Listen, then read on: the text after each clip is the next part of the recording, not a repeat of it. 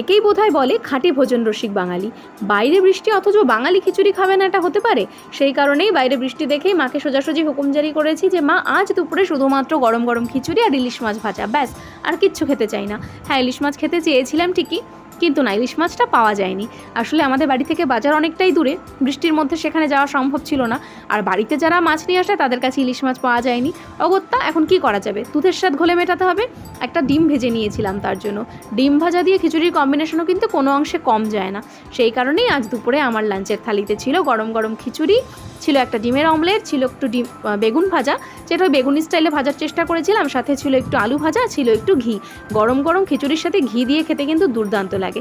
আমার আজকের লাঞ্চ থালিটা ভালো লাগলে অবশ্যই ভিডিওটা লাইক করে চ্যানেলটা সাবস্ক্রাইব করে দিও। টাটা।